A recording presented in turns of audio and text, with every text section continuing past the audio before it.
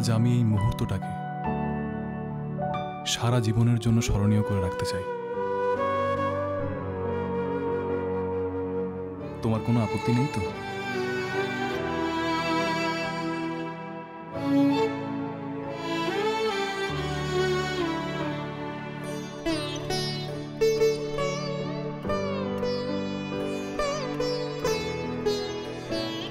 তোর চাওয়া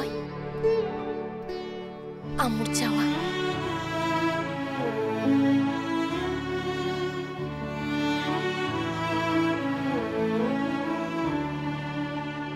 আমি মলুয়াকে ভালোবাসি ভালোবাসি ভালোবাসি।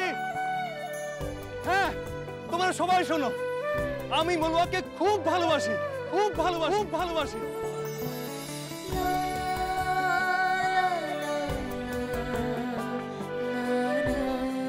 খুব ভালোবাসি।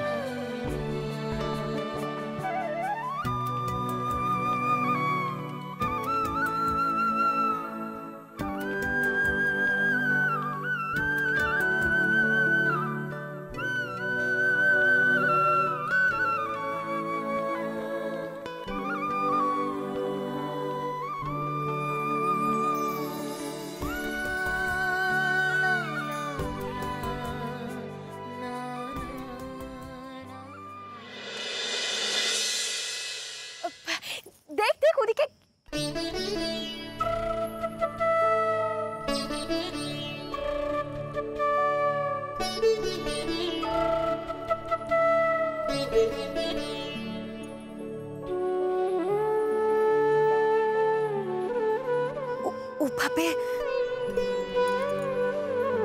ওভাবে কি দেখছিস?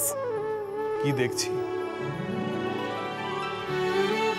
দেখছি এই পৃথিবীর সবচেয়ে সুন্দরী রাজকন্যাকে। কালাচাঁদ রূপ গুণ সবকিছু ঢেলে দিয়ে তোমাকে সাজিয়েছেন। বারে বারে তোমাকে দেখেও যে আমার আশ মেটে না মলুয়া।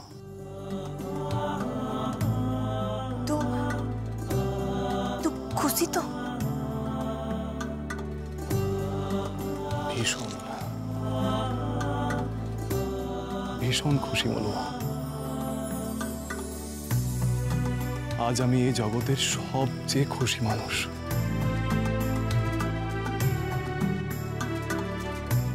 তোমাকে স্ত্রী হিসেবে কাছে পেয়ে আমি ধন্য হয়ে গেছি মলুয়া।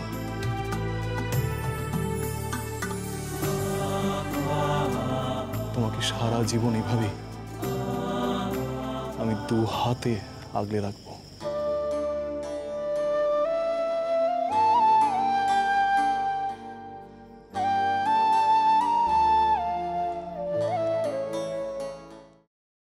আমি এই সব কিছু বন্ধ করতে পারি, কিন্তু একটা শর্তে।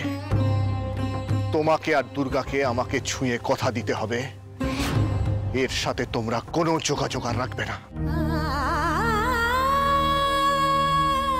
শোনো, আমরা এখনো তোমার মতন এতটা পাথর হয়ে যায়নি। তোমাকে ছুঁয়ে আমি এত বড় কথাটা, এটাই আমার শেষ কথা তোমাকে।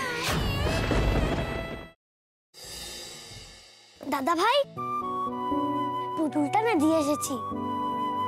আস্তে, একেবারে বজরংবলী আন্টির হাতে দিয়েছো তো?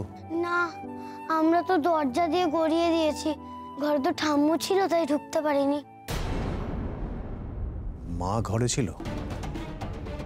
এ বাবা, যদি মার হাতে পড়ে তাহলে তো মুশকিল। ওনার কোনো সর্দারজির সাথে পরিচয় ছিল? সর্দারজি? না। ঠিক আছে, আমি তাও বলবো আপনারা একটু ঠান্ডা মাথায় ভাবুন। আসলে আমার জানাটা খুব দরকার। আমি তাহলে আসি, কিছু মনে পড়লে আমাকে অবশ্যই জানাবেন। আচ্ছা।